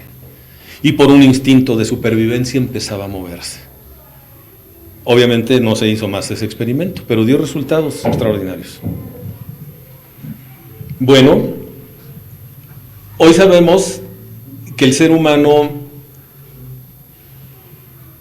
no nace como una hoja en blanco. Cuando nacemos ya traemos una herencia bioquímica recibida directamente por nuestra madre. Entonces, si la mamá está tranquila, se siente amada, se siente económicamente segura, se siente apoyada, va a estar emitiendo el cerebro de la madre algunas sustancias. Oxitocina, que es el neurotransmisor que tiene que ver con el amor, dopamina que tiene que ver con el placer, serotonina que es la que evita que nos deprimamos, ¿sí? Mielina que es la que fortalece el recubrimiento de las neuronas, de los axones y las dendritas, también endorfinas que son analgésicos y antidepresivos naturales, encefalinas, una serie de neurotransmisores. Y el bebé entonces está teniendo un desarrollo normal y sano, libre de estrés. Si por el contrario la mamá está muy estresada, va a estar recibiendo cortisol, va a estar recibiendo mucha adrenalina, va a estar recibiendo neurotransmisores que por vía perinatal se las está proyectando al bebé. Si la mamá se siente llena de miedo porque no se han dado cuenta que está embarazada, porque sabe que va a haber un rechazo por parte de la familia si es hija de familia, o el papá del bebé le dijo que no quiere saber nada de ella ni de la criatura, todo su cerebro y su cuerpo en general, todo su sistema endocrino, el sistema glandular, está emitiendo mensajes neuroquímicos, químicos y a veces neuroquímicos, ¿sí?, que están también recibiendo el producto a través de la sangre de su madre. Está recibiendo toda la bioquímica del miedo. Y si es un hijo rechazado por su propia madre, ese niño está recibiendo la bioquímica del rechazo. Y a lo largo de su vida va a buscar relaciones en donde lo estén rechazando. Porque hoy se sabe lo que dice Sigmund Freud, el considerado el padre de la psicología moderna, que le llamaba él la compulsión por repetir. El ser humano tiene la compulsión por repetir las experiencias traumáticas en su vida. Y decía Erich Fromm, hasta que no hacemos consciente lo que es dolorosamente inconsciente, no lo podemos administrar. Por eso es tan importante el programa de los 12 pasos en lo que se refiere al autoconocimiento. ¿No es cierto que no han conocido personas, o ustedes mismos lo han vivido, que se relacionan con personas que les garantizan el rechazo? Y se están lastimando una y otra vez y no saben ni por qué. Y dicen, es que he hecho muchas escrituras y no encuentro por qué. Es que eso no lo vas a encontrar en escrituras. Eso lo tienes que trabajar a nivel epigenético, o sea, a nivel memoria celular. Y aquí es donde tenemos que entrar en el mundo del espíritu, porque hay un grave problema. En el siglo XVII, un señor llamado Isaac Newton, retomando las ideas de René Descartes, a quien se le conoce como Descartes, o Descartes, de origen francés, tenían un problema, pues ellos eran científicos, y ustedes saben que en algunos años, algunos siglos, más bien centurias, la religión dominó al mundo. Y obviamente la ciencia estaba dominada por la religión. Y la religión en Occidente era muy difícil. Tenían un departamento de quejas y de guaruras. Eran los guaruras de la espiritualidad. Se le llamaba la Santa Inquisición. Y si tú hacías cosas sin la autorización de ellos, eras un hereje. Y si eras un hereje, ibas a ser quemado en leña verde. Entonces los científicos, que eran inquietos pero no eran tontos, empezaron a negociar con la iglesia, ¿no? Y les dijeron, dijo Descartes y después Newton, mira, a nosotros no nos interesan esas cosas del alma, no nos interesa la mente, porque no se puede ver, a nosotros nos interesa el mundo físico. Entonces su santidad le dijeron al Papa en turno, usted encárguese del espíritu, que nosotros nos hacemos cargo de la materia. Y el otro comodinamente dijo, va. Y entonces ellos fundaron la escuela que recibió el nombre de física mecanicista. De hecho, recibieron ese nombre, físicos. O sea, los físicos, ¿qué es lo que ven? Pues cosas concretas, cosas físicas, cosas que se pueden ver, medir, tocar, desarmar, encontrar su estructura molecular, su estructura atómica, etcétera. Pero dijeron, la mente no existe porque no la podemos ver. Y el espíritu y Dios menos. Así que no nos preocupemos, vamos a trabajar con lo que se puede ver y tocar. Y entonces la medicina tomó el camino de la física newtoniana. Todo tiene que ser físico. Pero en el año de 1925 surgió algo que se llama física cuántica. Y dijeron, ¿qué creen? Que el mundo no está compuesto de materia, está compuesto de energía. Y el mundo científico dijo, chinga. Bueno, no dijo así, pero así han de haber dicho, ¿no? A ver, ¿cómo está eso? Explícame. Sí, todo es energía, esta es energía. Si le metemos otra forma de energía, desaparece. Porque recordemos que la energía no se crea ni se destruye, solo se transforma. Esto es energía congelada, pero es energía. Cuando ardieron las Torres Gemelas, a 3000 grados de calor, el hierro se pulverizó. De hecho, vean, en una erupción, ¿qué es la lava? La lava es roca en estado plasmático, pero mucho del humito que sale es roca pulverizada.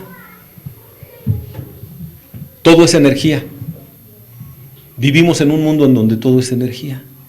Y Albert Einstein descubrió el átomo y pensaron que el átomo era como una canica, así como el cobertor del micrófono, y dijeron, pues vamos a romper la canica a ver qué tiene adentro, ¿no? Y encontraron que el átomo era demasiado difícil de capturar, que estaba en constante movimiento y que alrededor del átomo giraban protones, electrones, neutrones.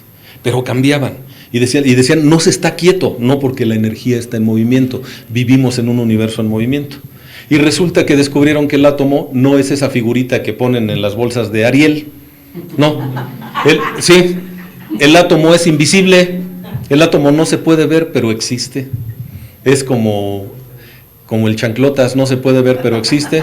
Y es como el Sancho, no se puede ver, pero existe. Así que cuidado. ¿Cuál es entonces el problema? Dicen, pues si la energía no se puede ver, entonces no existe, ¿no? Nosotros vemos, por ejemplo, un tornado. Y el tornado generalmente trae mucho polvo, trae piedras, trae árboles, a veces trae vacas, carros. Sí, ha habido casos donde levanta reses completas y las bota 2 kilómetros adelante. Pues sí, destruye casas. Pero si le quitamos toda la basura al tornado, solo es viento, y el viento es transparente. Y si tú tratas de cruzar con tu carro, aunque vayas a 100 por hora, el tornado, es como si te estrellaras con un muro de concreto. Porque la fuerza atómica, o sea, la fuerza de los átomos, no va a dejar pasar a ese elemento físico, porque están las moléculas ocupando mucho espacio y no van a permitir que lo traspase. Una fuerza de energía que no podemos ver, pero existe. Y hoy nos damos cuenta que en sí la materia no se puede ver, que lo que vemos es el reflejo de la materia. Ustedes ahorita me ven, pero no me ven a mí, ven el reflejo de la luz en mi masa molecular, porque si apagamos la luz no me ven. ¿Y qué pasó con Roberto? ¿Desapareció? No, Roberto aquí está, solo que al no haber una luz que refleje, o sea, el efecto reflexivo de la luz, entonces no me ven. Y hay quien dice, la luz se puede ver, prendemos el foco no es la luz. Si tú prendes, lo que hay dentro de esta bombilla es un polvo muy sutil de color blanco que al recibir la energía eléctrica se excita y entonces se eleva ese polvo en toda la bombilla y da la luz. Pero no estás viendo la luz, lo que estás viendo es el reflejo de la luz. Y hay quien dice, entonces, ¿cómo podemos trabajar con esto? Bueno, pues tenemos que irnos a la parte energética espiritual. Y el espíritu no se ve, pero se siente. Y dicen, nadie ha visto a Dios, pero sí puedes ver el reflejo de Dios en una experiencia donde mucha gente va a trabajar y donde llegan personas con una vida destrozada, salen con una esperanza y con una sonrisa. Y si no eres capaz de ver a Dios ahí, te estás perdiendo el reflejo más hermoso de la energía colectiva que se está reuniendo ahí. Y para que yo pueda desarrollar mi espiritualidad, necesito comprender que mi inteligencia es parte de lo que no se puede ver ni tocar, pero sí se puede manifestar en mis acciones, sí se puede manifestar en mi semblante, sí se puede manifestar en mi vibración.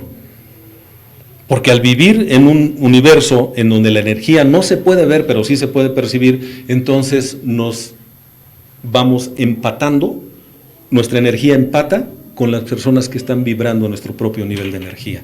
Así como el día de hoy no tenemos cabida en ciertos lugares. Y si ustedes traen aquí un criminal nato en serie, no aguanta una junta completa. Se va porque la energía de este lugar lo aborta. Cuando dos energías se unen, si son positivas las dos, si están vibrando en la misma frecuencia, se da algo que se llama interferencia. Interferencia es una interferencia positiva que hace que la energía crezca más. Pero si viene alguien con energía negativa y choca con energía positiva, se da una interferencia que se llama negativa. Y entonces la energía colapsa. ¿Y esto cómo se puede ver? Ponte donde haya una tina de agua o un estanque de agua. La piedra, tomas una piedra y la piedra es energía. ¿Cómo puedes ver la energía de la piedra? Dejas caer la piedra en el agua. Y las ondas son la manifestación de la energía, el reflejo de la energía de la piedra en acción. Y si dejas caer dos piedras, cada una hace sus propias ondas, pero las ondas chocan y hacen una gran ola, aumentan la energía. Pero deja caer una piedra chiquita y luego una piedra grande, y aunque ambas hacen olas, en el momento en el que se juntan, las ondas desaparecen, se van hacia abajo. Interferencia negativa. Los seres humanos hablamos un lenguaje, los animales no, se comunican a través de una comunicación no verbal, pero sienten la vibración. Una gacela ve al león y no se pregunta si el león es bueno o malo. De hecho, no le va a preguntar, oye leoncito, ¿ya comiste? ¿Tienes hambre? ¿O me vas a devorar? No, la vibración del animal hace que se retire inmediatamente. Nosotros a veces sentimos mala vibra en alguien y de pendejos nos quedamos. Y te dicen, no tengas miedo, no pasa nada, estamos bien. Tú confía en mí. ¿O qué? ¿No me tienes confianza? No le haces caso a la tripa, porque la vibración la recibimos en el plexo solar. ¿Qué necesitamos entonces? Aprender a vibrar de acuerdo a nuestras emociones. Comprender que las emociones son un regalo de Dios y que sirven para que nos relacionemos con cosas, personas, circunstancias e inclusive con ideas. Porque a veces nuestras propias ideas nos llegan a generar emociones y sentimientos muy fuertes, de una o de otra índole. La inteligencia emocional la podemos desarrollar de acuerdo al trabajo de los 12 pasos. Primero, la admisión, que produce emociones muy encontradas, sobre todo en un alcohólico cuando vive en negación. Nos vamos a un segundo concepto básico, análisis de la personalidad y catarsis, lo que son los inventarios y el reconocimiento de nuestras faltas ante Dios y otro ser humano. El restablecimiento de las relaciones interpersonales, ¿qué es?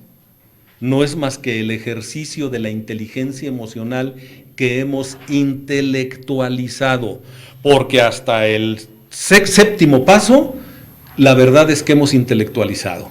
No, yo ya soy una buena persona, ya trabajé mis resentimientos, ya no tengo odios, ya no tengo frustraciones, ya estoy a toda madre. Haz una lista de aquellos a quienes dañaste. Ya hice mi inventario, sí, pero ahora es otro inventario. Ahora es a quienes dañé. Consciente o inconscientemente, directo o indirectamente, de manera permanente o de manera intermitente, física, mental, espiritual, económica, sexual, socialmente, etcétera, económicamente. Y ahora que ya hiciste otro inventario, un inventario de segundo orden, ahora hay que ir a reparar daños. Y ahí es donde vamos a ver qué tanta inteligencia emocional has desarrollado. Porque a lo mejor llegas y le dices a tu hermano, perdóname por esto y lo otro, aquello, y el hermano de manera noble te dice, sí, cómo no, y perdóname tú también. Pero a lo mejor te dice, ¿sabes qué? No te perdono. O con una expareja, quiero que me perdones, y te dice, no te perdono.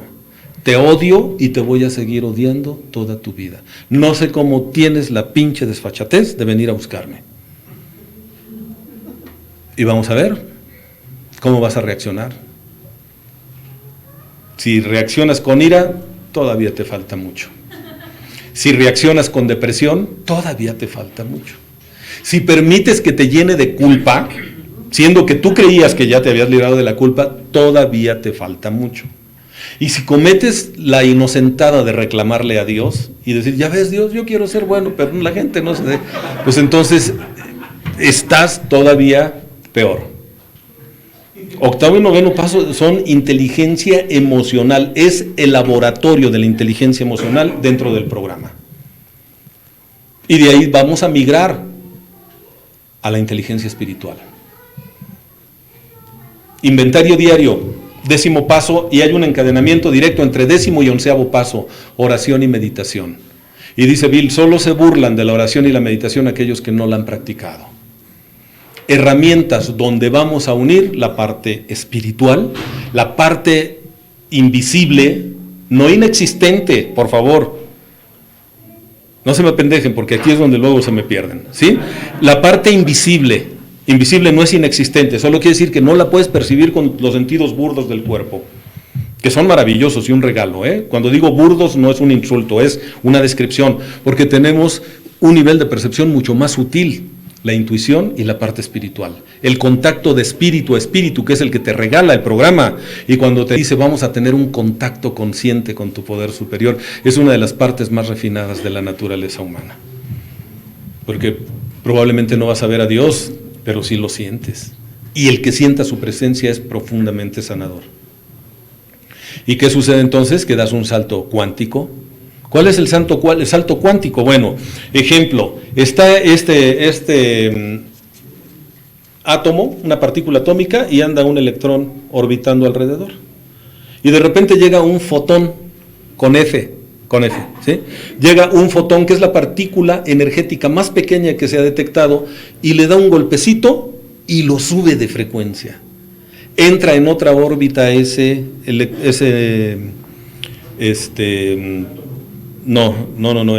electrón entra en otra frecuencia, pero ya no se puede regresar a la anterior. El salto cuántico es una vez que entraste en un nivel de frecuencia superior, ya no te puedes regresar, y así es el programa.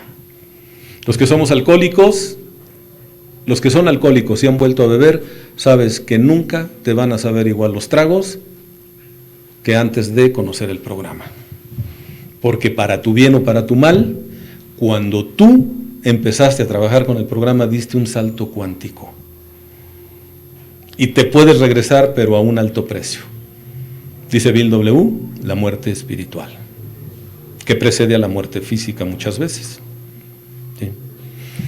Necesitamos entonces entrenarnos en el programa que nos regala la posibilidad de desarrollar un altísimo nivel de inteligencia emocional e, insisto, de ahí la inteligencia espiritual, que podemos las dos practicarlas de manera simultánea.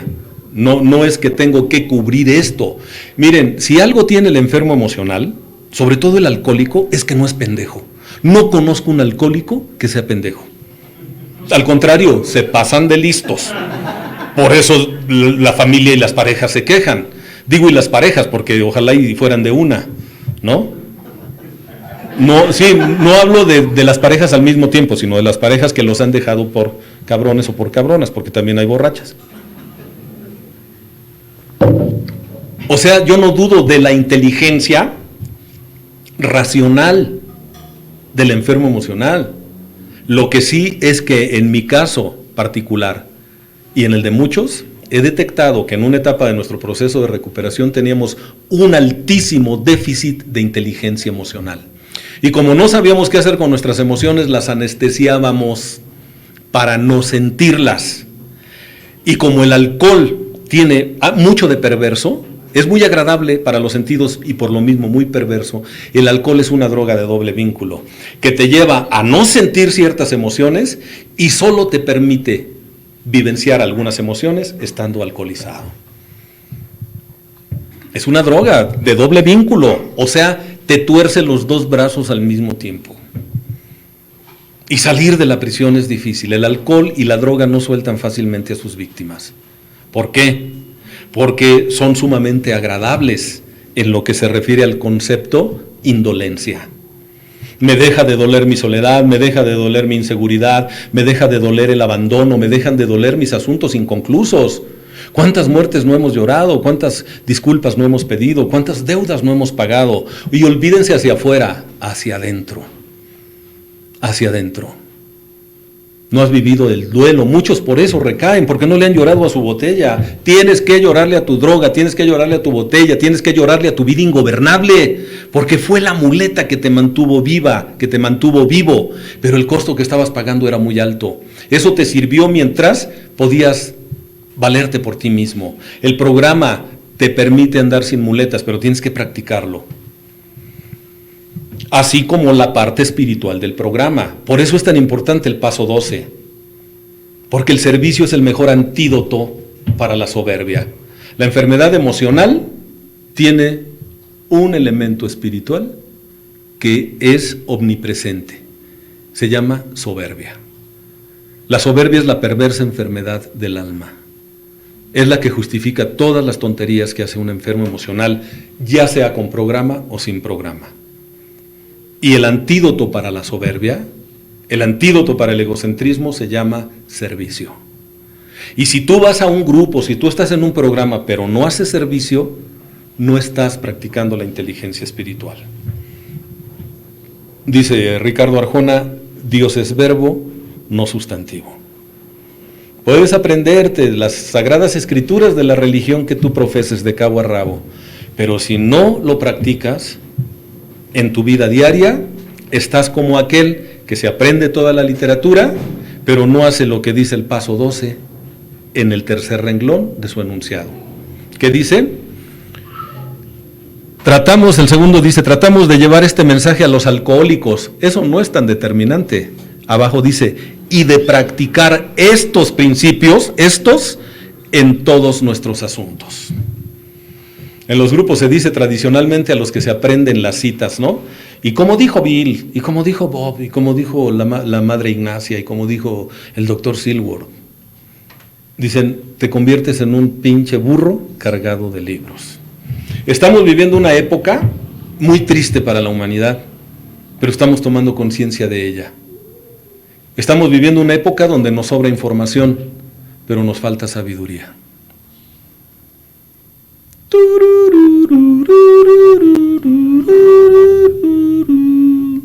Tenemos un chingo de información. Hoy como nunca sabemos que fumar hace daño, que le agregan más de 4,000 sustancias tóxicas los fabricantes. 43 reconocidos carcinógenos, resinas, barnices, como conservadores que cuando se queman se van a tus pulmones, te los desmadran. Arsénico, que es un veneno letal. Nos sobra información, pero nos sigue faltando sabiduría. Decir esto no porque me hace daño. ¿Sí sabemos qué es el alcohol? ¿De dónde viene el alcohol? El alcohol viene de la fermentación de productos naturales, que pueden ser frutas, caña, maguey, agave, la avena, ¿no? Que es con la que hacen el vodka, el whisky. Pero la fermentación son las heces fecales de las bacterias. Cuando está fermentando algo, eso que está fermentando son las heces fecales de las bacterias. Así que lo que tú bebes cuando bebes alcohol es precisamente eso que te estás imaginando. ¿Sí? O sea, lo que tú estás bebiendo es mierda. Quizás eso explique por qué haces las pendejadas que haces cuando andas borracha o cuando andas borracho. Hoy tenemos esa información y algunos siguen bebiendo con singular alegría. ¿No nos falta sabiduría? Mira, si tú me dices que yo te enseño a andar en bicicleta, yo te puedo presentar un manual completo y muy sofisticado de lo que es el arte de andar en bicicleta. Ya sea a campo traviesa, ya sea en la ciudad, ya sea bajo lluvia, ya sea en una pista olímpica, en donde tiene un peralte que hace que la fuerza, en lugar de ser centrífuga, sea centrípeta, ¿no? Si tú te subes una curva te botaría, pero está hecha de tal manera que aunque te subas demasiado, la misma pista te regresa, o sea, es la fuerza inversa. Te puedo dar miles de recomendaciones. Utiliza una bicicleta Benotto de tantas velocidades, usa un gorro de estos, aerodinámico, pero mientras tú no te subas a la bicicleta, todo va a quedar en una intelectualización. Necesitas aprender el arte de andar en bicicleta con todas las células de tu cuerpo. Porque ¿qué somos nosotros? Somos un cúmulo de células muy especializadas que sirven para determinadas funciones, pero cada célula tiene la memoria genética de lo que somos nosotros. Cada célula puede hacer un clon de ti, una sola célula, compuesta de un núcleo, de muchas sustancias y de 150,000 proteínas que son modificables, en las cuales la genética no tiene que ver gran cosa, que no sea la fisonomía y otras, pero no tiene que ver con enfermedades, no tiene que ver con herencias transgeneracionales. Fue hijo del borracho, tiene que ser alcohólico. No es cierto, es el medio ambiente. El ejemplo, lo que se grabó en tu cerebro, está grabado muy profundamente ahí. Y cuando tú te subes a la bicicleta sucede algo maravilloso. Desde que subes a la bicicleta, las glándulas suprarrenales mandan adrenalina, que te va a dar energía y coagulantes naturales por si te caes y te abres la cabeza o te sufres una herida, no te desangres. Tus glándulas cerebrales van a empezar a generar endorfinas, que son antidepresivos naturales. Por eso cuando estás deprimido te dicen haz ejercicio. Es más, para que la depresión no te pegue, haz ejercicio, punto. Media hora de ejercicio es el mejor antidepresivo que puedes tomar. Me decía un cabrón allá en Estados Unidos, oye, ¿tú no te cansas? ¿Te metes algo? Le digo, sí, le hago a las endorfinas. Dice, ¿y esas qué? ¿Cómo? ¿Dónde las consigues? No, le digo, no, esas son drogas naturales de mi cuerpo que se dan cuando hago ejercicio. ¿Sí? Tu cerebro va a empezar a generar, a sentir el placer de desplazarte sobre dos ruedas, va a generar oxitocina, dopamina, serotonina, encefalinas, que te ayudan a soportar los golpes físicos. Tu estómago va a sufrir secuestros de sangre. La sangre se va a ir a los brazos para poder controlar el manubrio y a las piernas para la locomoción. Una maravilla, todo tu cuerpo, toda la bioquímica de tu cuerpo se modifica. Y cuando te bajes vas a decir, Roberto, qué razón tenías, andar en bicicleta es maravilloso, pero ya no lo estás intelectualizando. Cada una de las células de tu cuerpo sabe lo que tiene que hacer, porque el ser humano tiene 5 billones de células en promedio, billones, 5 millones de células que trabajan con una inteligencia maravillosa, en donde cada una de las células está realizando cientos de operaciones por segundo y cada una de las células de tu cuerpo sabe lo que las otras están haciendo. Somos una verdadera creación de Dios. Nuestro cuerpo es una maravilla que trabaja en un sistema multinivel que nos permite no solo sobrevivir, sino reproducirnos y ser felices. Y solo somos felices cuando hemos desarrollado inteligencia emocional. Cuando comprendemos que estamos aquí de paso y por lo tanto debemos apreciar y valorar a los que son nuestros compañeros de viaje.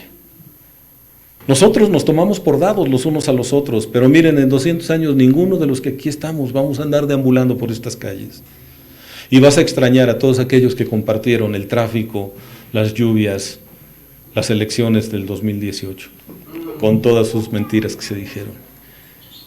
Vas a encontrar otro tipo de cosas y sobre todo una inteligencia emocional saludable. Me acerco, sé que soy una obra en proceso, que soy un ser que está evolucionando constantemente, porque yo hacía meses que no veía a David, no veía a Daniel, pero a mi amigo Arturo, pero yo sé que nosotros somos la versión corregida y mejorada de quienes éramos la última vez que nos vimos. Y que estamos unidos por la fuerza del Espíritu. El Espíritu se llama Programa de 12 Pasos y concretamente el paso número 12 que muchos dejan así como, esto es pasar el mensaje. No, pendejo, es el paso que nos habla del servicio. Es el paso que te abre una puerta, te abre una escotilla a la libertad para que dejes de intelectualizar la espiritualidad como probablemente lo has hecho en el paso 11. Señor, hago mi oración del Padre Nuestro para mí, que soy cristiano, ¿no? Una de las religiones cristianas, no como filiación específica. Señor, y te pido por todos los demás y esto y lo otro. Y en el paso 12 el Señor me dice, ya no me pidas, ahora tú haz algo, cabrón. Porque nada más me encargas a tus prójimos. Mira, vete a la hacienda, sírveles café, haz esto, haz lo otro, haz aquello, escucha sus vidas, ¿sí? Apóyalos, soporta sus neurosis. Ya, o sea, sí, ya te entendí que eres muy espiritual. Ahora quiero que seas más acción.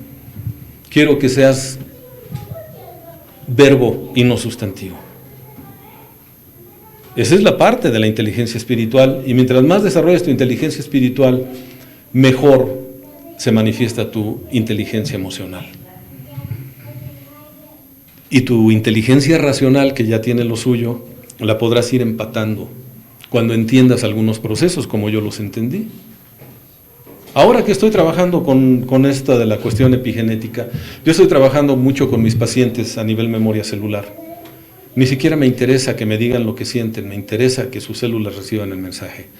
Colapsar las anclas que tienen, poder hacerles creer que sí pueden hacer muchas cosas que ellos creen que no. Estoy en el punto de quitar, en la medida de lo posible, a través de la praxis de lo que he aprendido, esos diques que nos han hecho creer que somos un cuerpo y una mente, en lugar de ser una unidad física que tiene características maravillosas como cuerpo, mente y espíritu. La vida espiritual existe, y lo que primero enferma es la mente, después el espíritu, después la mente y al último el cuerpo. Necesitamos aprender a ligar esos aspectos. El programa nos da todo eso, nos da recursos maravillosos para lograr ese tipo de cosas. Escuchaba hace muchos años ya una charla que tenía Carlos Monsiváis con una señora que ya murió también, una mujer admirable, llamada Emma Godoy, la profesora Emma Godoy. Y en ese diálogo que ellos sostenían en un programa del Canal 11, me parece, le pregunta a la profesora Godoy a Carlos Monsiváis que si él conocía ese programa que se llamaba Alcohólicos Anónimos. Y él dijo sí, es un programa maravilloso. Y dice la profesora Godoy, yo también creo que es maravilloso, y me da la impresión que los alcohólicos no se han dado cuenta de la maravilla que tienen en sus manos. Y dijo Monsiváis algo que ha sido profético. Dice, no se preocupe, maestra, que yo creo que Alcohólicos Anónimos va a ser la religión del siglo XXI. Y díganme ustedes si no. Nos ha religado a nuestra esencia más profunda. Ha ido en contra de todo lo que nos decían que no debe ser. El día de hoy, en lugar de amputar el cuerpo, mejor incrementas la energía para que se den las situaciones, las remisiones espontáneas. Cuando yo me meto a ver que la bioquímica del cuerpo de mi madre probablemente me mandó a mí el mensaje de rechazo, porque ella me decía que no quería que yo naciera, entiendo el porqué de muchas cosas, y al entenderlo, colapsan muchas estructuras neuróticas que se habían sostenido precisamente por la fuerza de la ignorancia. Cuando yo comprendo eso, entonces digo, el día de hoy no me voy a meter en situaciones de rechazo, pero tengo que empezar por mí. Me amo y me acepto como soy. Y lo que es más, mi poder superior me ama y me acepta como soy. Que los demás lo hagan es un deseo, pero ya no es una necesidad neurótica. Alguien me decía, oye, fíjate que me enteré que dicen algunas cosas, les dije, no me interesa. Te juro que no me interesa. Antes lo decía de dientes para afuera, el día de hoy no me interesa lo que la gente diga de mí, porque no es asunto mío. Eso me lo dijo mi maestro de meditación hace muchos años, a quien amo y respeto profundamente. Él me decía, Roberto, ¿cuándo entenderás que lo que la gente diga de ti no es asunto tuyo? La gente va a decir lo que quiera. Y si te quejas de lo que la gente dice de ti, eso no es más que el 5% de todo lo que dicen de ti. Así que no te desgastes. No te desgastes. Hoy me interesa mucho lo que yo piense y diga de mí. Soy alguien que se ha estado preocupando por integrar el programa a los conocimientos psicológicos de nueva generación. Y hoy vemos que los conocimientos psicológicos están íntimamente ligados a los procesos fisiológicos de nuestro ser.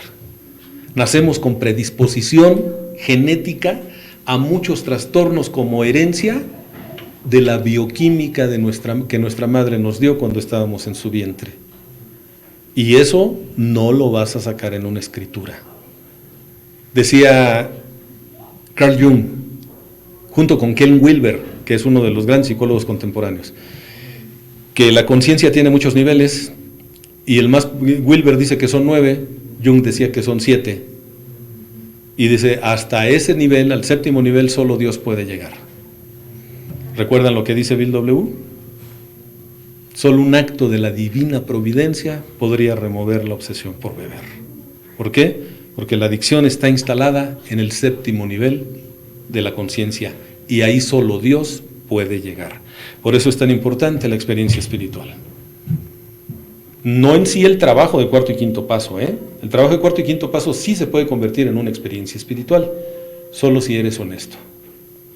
Si no, nada más fue un trabajo mal hecho. Pero no puede ser una experiencia espiritual, porque el requisito es un colapso total del ego, y el ego solo colapsa cuando eres honesto, cuando eres honesta. Tenemos muchas cosas por trabajar. Yo les quiero agradecer infinitamente a los miembros del grupo la invitación. Le agradezco a todos ustedes también su atención y ojalá y podamos seguir dando testimonio de que el programa funciona, pero con una mente abierta, Muchos dicen, ya todo está escrito. No, no es cierto. Bill sabía mucho más de lo que nos dejó escrito, y algunas cosas nos las dejó de tarea, Entre ellas, encontrar las raíces de nuestras neurosis, que hasta donde lleguen nuestras capacidades neurofisiológicas, haremos lo posible. Habrá algunos segmentos de nuestra vida a donde solo Dios podrá llegar, y para eso tenemos excelentes recursos: oración y meditación. El esfuerzo de fe es fundamental, y creo que precisamente Dios, que nos hizo poderosos, también nos puso un cierto límite. Hay cosas que no podremos hacer para recordar que siempre un poder superior será el siguiente recurso, será la siguiente frontera. La próxima frontera de nuestro desarrollo personal, yo creo que es una sana relación con un poder superior a partir de algo que se llama fe. No se puede ver ni tocar, pero nos anima, nos da vida y puede ser el nuevo sendero de nuestra existencia. Entonces, pues, gracias. Esto es parte de lo que yo entiendo por la inteligencia espiritual. Tiene mucho que ver con emociones básicas, pero creo que tiene que ver más también con la combinación de nuestro intelecto, de nuestra mente racional y sobre todo de la inteligencia espiritual. Obviamente, inteligencia social, que va por default en la inteligencia emocional. ¿De acuerdo? Bueno, pues de mi parte es todo. Muchas gracias, felices 24 horas a todos ustedes, y si podemos cortarle, Dani, para hacer algún comentario adicional, que ya no tiene caso que quede grabado. Muchas gracias a todos ustedes. Quiero comentarles también que traigo un material que hemos sacado desde que inició